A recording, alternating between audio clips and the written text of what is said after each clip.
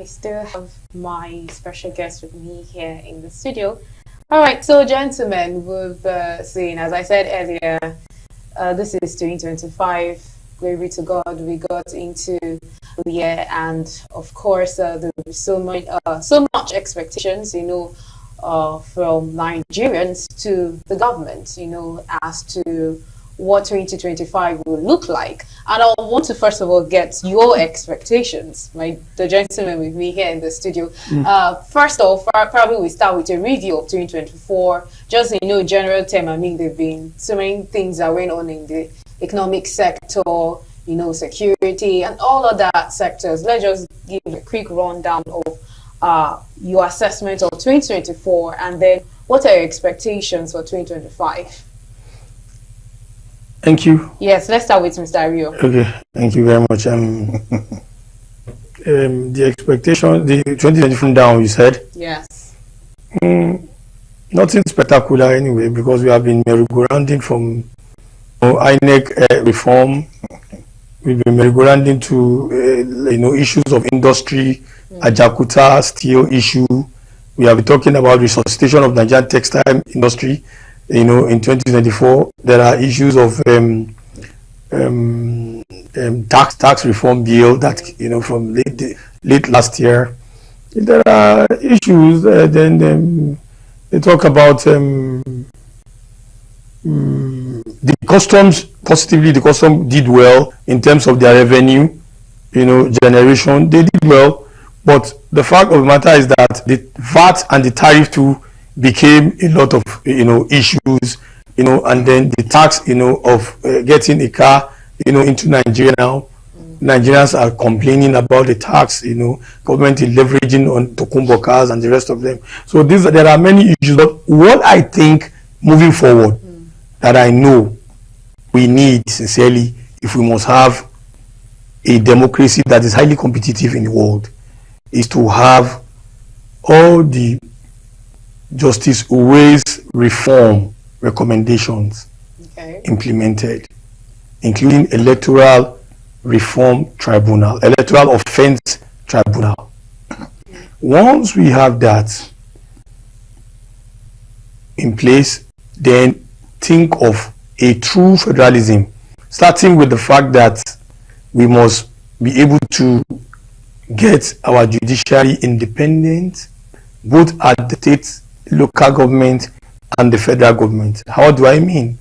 The aspect of what the present Minister of Aviation, Festus Keyamo, said when he was in the Senate screening, that every state should have a court of appeal and a Supreme Court, independent of judiciary.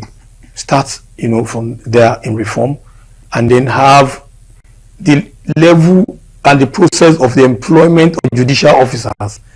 This was part of what made JACON at that time last year went on strike. Are you with me, editor? No. They went on strike. So these are the things we actually need to make sure this country gets to high level of competition that everybody can be proud of. We don't want people coming to have 17 spokesperson for communication on the president. We don't want that.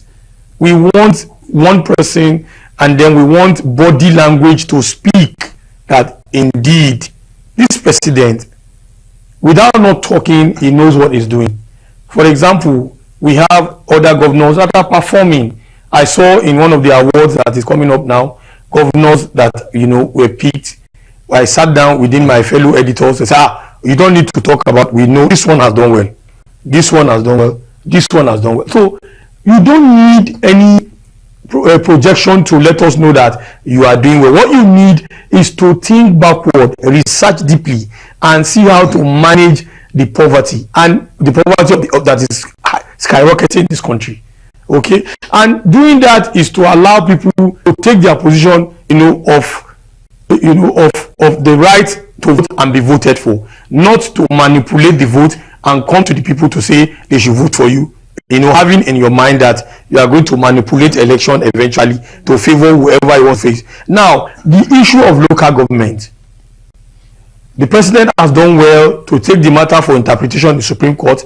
We have seen the way the Supreme Court has given a wide range of verdict that is acceptable by millions of Nigerians, including me. Now, the challenges have started coming out in Edo State now. We are seeing councillorship being influenced, to impeach a chairman because of change of government at the state level. How can we be able to identify other loopholes in that area, and then the Honorable Attorney General take those issues to the National Assembly for amendment to allow the local government to breathe? Whether government is being changed at the state level or not, the mandate of every local government that is being voted for should still stand, and then the expectation of the people should be given, should allow to flow, in disseminating all these promises the local government chairman has for the people. Not that the politician will come again and then some councillors who does not have seen money before, induce them and then asking them to be, to be impeaching the local government chairman. You are not doing that when the former governor was there. When the governor left, you feel that you should do it because of one inducement of the other. We are having things of that nature that we feel government, the Honorable Attorney General must, study quietly studied, and then pick all the loopholes and then take to the National Assembly for amendment so that we can be able to have independent of the local government. Right. The security challenges we are seeing today emanate from all this local government, and if there's no good governance at local government, the president will not rest. I can assure you of that. Thank you. All right, so let's have Mr. Sunday's review and expectations for 2025. Yeah. And also to add to your reviews, what are the key sectors that you say have done well in 2024, and key events and policies as well? Yeah, 2024 was a very horrible year.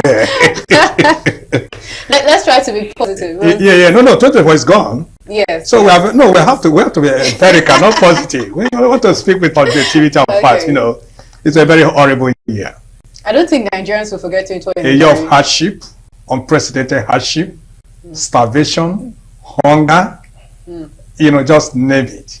Then you now cannot talk of insecurity. Okay, and on the other side, it was a year of luxury for government officials, politicians. So we are having two worlds in Nigeria: the world of hardship for Nigerians who are not in government, and the world of comfort and luxury for Nigerians who are in government. So we had two worlds. How do we balance it? That's the question that the state actors must answer in 2025. How do you end the hunger, the hardship in the land? Look at the budget. The budget is increasing every year. Trillion. After deciding they're having supplementary budget. Now we have trillions being shared by actors among themselves under the guise of service delivery and providing infrastructure. Then who are you providing infrastructure for are dying of hunger. They are dying of hardship. Yet, you saw protests coming up last year. Yes. Out of hardship, out of starvation. And when you see those who claim to be serving you live in opulence, sharing money in millions, and you can't even have 1,000 in your house. And I think the Nigerian government must have a rethink this year.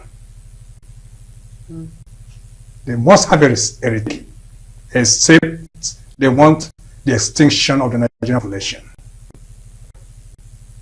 So, going to 2025. No, before we go into 2025, it's Sunday. Yeah. So, are you trying to say completely there isn't really anything to say, okay, this actually worked in 2024?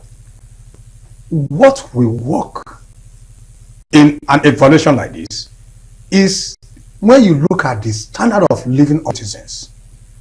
No matter how beautiful a government is, we've just talked about refineries. I've not seen that as an achievement until we see the products on the street, at the filling stations, and at affordable price, which he mentioned. Well, we've been told that we would see the fruits of, the So things that then we we'll get planted. to that. 25. So when you are not talking about, you cannot talk about. It's not about what they are telling us. It's about what we feel. We have the right to assess government. They don't tell us to assess themselves because we're having negative, we've had very bad impact from what they say they are doing. That should not be an achievement. So let's assume that 2024 has gone with all the bad and bad. It was bad. So let's look for the We have better this time 2025 around. in a new slate. And that is where we are. Okay. That's where we are. But I wish Mr. President should look inward. Okay, during the New Year, was it Christmas or New Year? When the Mr. President was telling governors that they should go and develop their states. Now, they've removed subsidy. They are sharing money. Governors are receiving money in millions from this, and yet people are suffering. Can Mr. President take a step further and look into the issue of restructuring so that more powers be given to the states?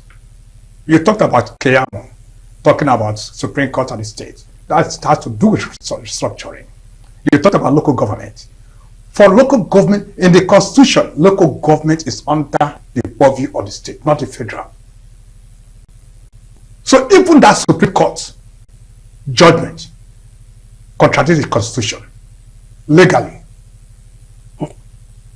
So the Supreme Court has written the Constitution in a way without the legislature participating in it. That's very, very factual. We are objective to ourselves. Okay. All right. Now they're having difficulty in implementing. He's talking about the governor, is inciting council to impeach chairman because the governor can no longer say, I dissolve local government. That would have been the action of the governor, like others that have gone in the past.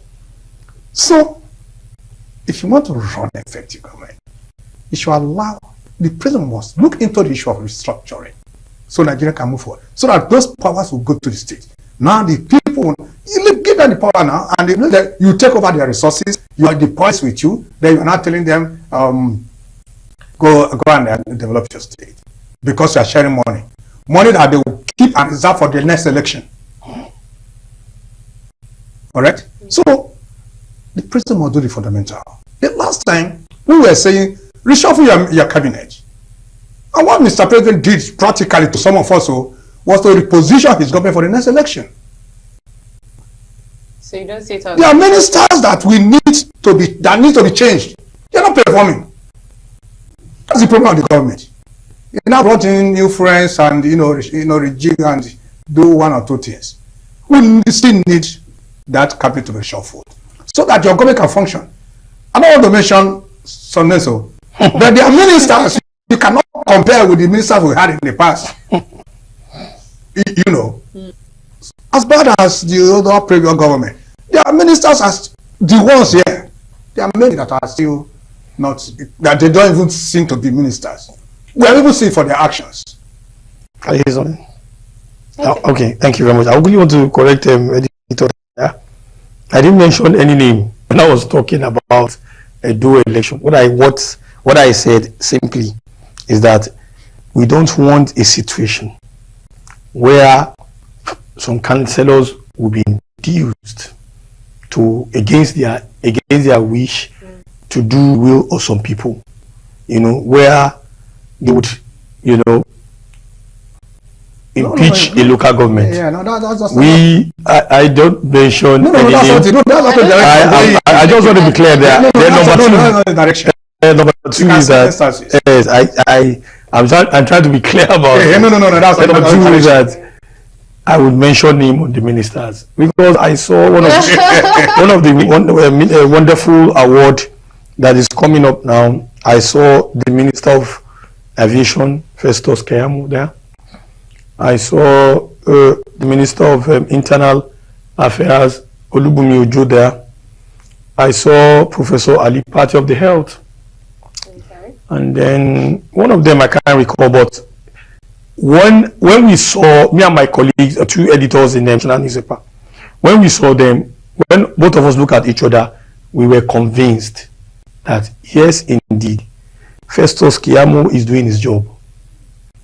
to the level I think within his capacity I can mention. I can defend some few You seem actions. to really be impressed. Okay, no. What is this? I agree with you. For the positives, yes, we can mention it. Yes, we can. But for the negatives, no. I will not mention the negative. But you see the ones they mentioned. If you follow Ali Pate, you will see that recently he has signed a lot of partnership agreements in malaria issues.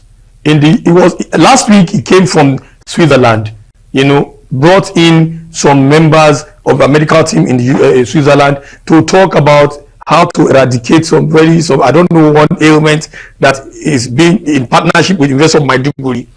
This is what we need, and they are talking about all the teaching hospital in all the geopolitical zones, and then some other areas. Now, Festus Keyamo, I am not their PR here, okay, but I'm following them seriously.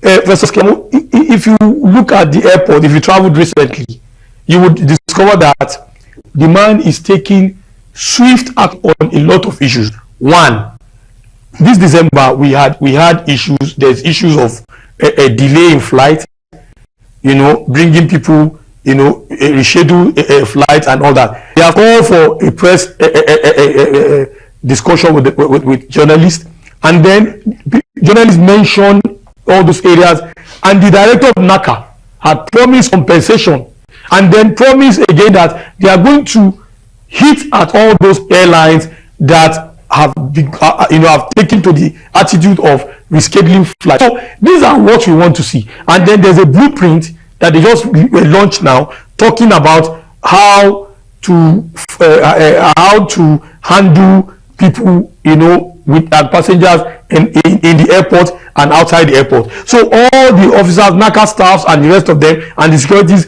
now have the rules and regulation that has been guided that they must follow. In the event any of them did not follow, there is a sanction. So these are developments we should expect, from people like that, so that we can be able to say, okay, yes, this person has at least some step has been taken, is doing well, encouraging, and then he should do more. Not the ones that will be there, and then he will not do anything until the president call him, or until something happens, and then press carries the story, and then you see people begin to shout. That is when you will see the minister coming on board and begin to talk what is not. So that's what I see. Yes. Yeah. I think it's right, because if we're to go in that direction, the young man in charge of communication, innovation, and digital economy is doing very well. Yes, I think for me, he's the number one. Yes. Then Keyamo and So that is by the side, but we are talking basically. Generally, structurally, Mr. President needs to look inward. There's need for cabinet reshuffle. We are still saying, we said it last year, we are still saying it this year. He wants to reshuffle the reshuffle. Yeah, exactly. He needs new intake, new breath. Okay, so that is one. Then two, Mr. President also look into the issue of the cost of doing business. Cost of governance? The cost of government. No, cost of government is different. We're talking about the economy. Okay, cost of doing business. The cost of doing business in Nigeria is very high. Now we are dealing with this. I can say successfully dealing with the issue of the oil sector, the electricity. Yes. He needs to. It's not enough for anybody to come and say, "Oh, we want to increase tariff and this thing." No. Now, former President Buhari, we thought he was not going to renew. It's not true that the federal cannot revoke the license for discos. It's not true. It has a specific tenure. So when it expired about 1 or 2 years ago, before the election, it expired before the election, the former president delayed.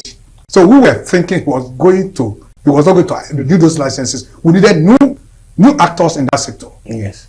But reluctantly, he eventually renewed it, which will take the next 5 years. And I think Nigerians cannot wait for that. Nigerians have been exploited. People are paying for darkness. Even when you don't pay, you spend more dark hours. Now it is easier to predict when you will live your life in darkness than to predict when there will be light in your home and in industries.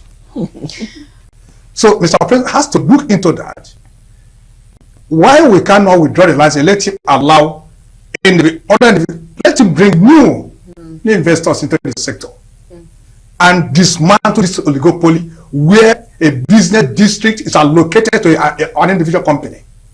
So whether you work or you don't work, you must make money.